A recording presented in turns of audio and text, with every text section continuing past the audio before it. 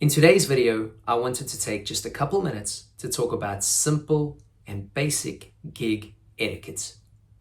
When I'm talking about this, I'm really talking about it from a sideman perspective. So that basically means that you are not a usual member of that person's band or project, and you get the call to come and do a couple gigs, or even just one-off gig, and how you handle yourself would fall under the bracket of etiquette. So let's get into it. Hello everybody, my name is Travis Mark. I'm the host of the Musician's Mentor podcast and now this here Musician's Mentor YouTube channel. If you've been here before, welcome back. If you're new, welcome. Please do me a favor while you're here and hit that subscribe button. What I'm essentially trying to do with this channel is just make the music industry more accessible for those that don't know how to get into it. So if you yourself are a musician or just someone who's worked within the industry for a while, if you feel you can add anything to these videos, drop a comment that might be useful so that we can all grow and develop together. As mentioned in the top of the video, basically I would like to talk about gig etiquette today. Now there's a couple no-brainer things that you should be doing already if you are a gigging or working musician. Some people take these things for granted though, so I'm going to list even the most basic ones in case you need a refresher or in case you maybe hadn't thought of them. And the first and most obvious one is if you get called for a gig, or even if you haven't been called for a gig and it's your own gig, the easiest thing you can do is simply be on time. There's an old saying in the music industry, or actually in the entertainment industry, and that is, if you're early, you're on time. If you're on time, you're late. And if you're late, that's purely unacceptable. A lot of musicians don't stick to this ethos, and I'm sure across all career platforms that can be said. But it's so easy to be on time that it's really unexcusable. Set yourself an alarm of some kind if you need to, but basically work out your travel time and just be on time for your gig. Another not hard thing to do, especially if you're getting called for a gig, unless that gig is very, very last minute, is to learn the artist's material. It seems so easy, but it's taken for granted. I am on gigs weekly where people do not know the songs. And I get it, life can be busy. We all have variables, we all have different things going on. We've spoken about that.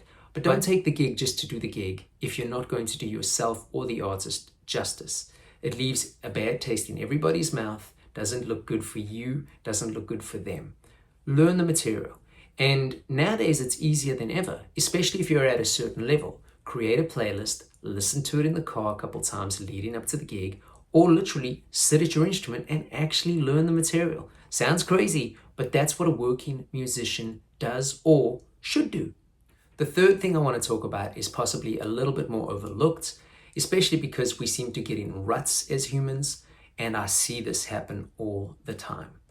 And truthfully, I've probably been guilty of it myself, especially in my younger years. You know, at some point we all think we're owed something, but we're not. That's the beauty of getting older. We realize that nobody owes us anything. So don't get to a gig, especially with people you don't know, and start instantly complaining. What I mean by that is, oh, the gear's no good. Dude, I don't like that we have to wear this. That light's in my eyes. What, we don't get free drinks? There's no food? I couldn't find parking. Oh, the traffic was terrible. I can't believe I took this gig. I'm so busy. Complaint after complaint after complaint, once again, does not look good. So you might feel those things, but find a way to be mature about them. And remember that you are lucky to have even gotten the call to do that gig. I'm not saying let people take advantage of you, but don't come in naysaying and complaining. Nobody wants to be around that energy. Nobody. So let's assume you show up on time, you've learned the material, you're not complaining, you're in a good mood. You even asked the band director what you should wear and you came looking the part. Once that happens, play the song. Play for the band, do what's good for the music. Don't just suddenly start putting in every chop and lick and cool thing that you can do to advertise yourself. It's not advertising. It's a really indirect way of saying, I don't care about your project. I'm just here to showcase myself so I can get that next gig. Your next gig will come a lot easier if you impress everybody that you're playing with, or the band sounds good. Because if the band sounds good, most times people stay, and most times people will have positive things to say about the band. Often it'll lead to repeat gigs with that band or project, or even if it doesn't, the people in that project or that band will respect you enough to potentially recommend you for other work and appreciate the fact that you played for the song versus for yourself. Now, if things go wrong, rather than being defensive and rather than throwing your toys and getting up and walking off stage or doing anything that causes a scene, show a bit of grace, show a bit of class, handle things, take them on board, realize that they are not personal. And unless you are completely being verbally abused or worse, just show some grace. Within the public eye, you are going to look far better if you just take things in your stride, smile, don't let your pride get in the way. Show some class, it goes a long way. Because again, you never know who's in that audience. And someone might be watching the whole situation. And let's say hypothetically, you're in this band and you've never played with them before, and the singer starts blowing up at you. Rather than you being, blah, blah, blah, blah, back, just go, oh, okay, yeah, cool, man, I'm sorry about that. Someone could be in that audience, see how you handled yourself, and possibly be in a touring act, a national act, a band that's on the road, and want that kind of energy within their camp. It happens all the time. Just last week, I gigged with a guitarist who's been on 2 huge country tours after they saw him playing on Bourbon Street. So for these people that think Bourbon Street and Frenchman Street and Beale Street and Broadway are beneath them, you're wrong. So many guys get big gigs from those things. A lot don't, sure. So as a disclaimer, I'm not saying put all your hopes into that. I'm just saying handle yourself with grace and class. At the end of the gig, don't overstay your welcome. Be courteous, say thank you, get your money, shake everybody's hand, make sure you've got all your gear, let them know you'll be around if you're needed again, but basically know when to exit. Social cues are harder nowadays, especially since social media has actually made us unsocial.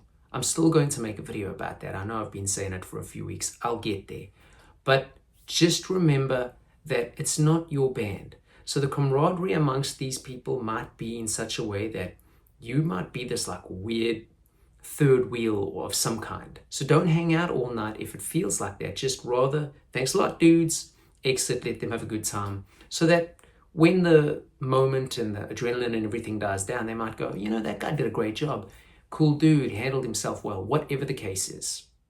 Okay, and as just a couple little extra things, and I'm not condoning anybody's behavior, but again, think about how you carry yourself. So possibly think about the vices you might have and how to handle them if you're on a gig and you are prone to those things. Likewise, if there is gear provided, treat that gear with respect. Thank the person who's giving you that gear if they're around. Just make everybody's life as easy as possible. And that is basic gig etiquette. I hope that helps. And if I missed anything, like I said earlier, just drop me a comment below. I'll see you on the next one. Peace.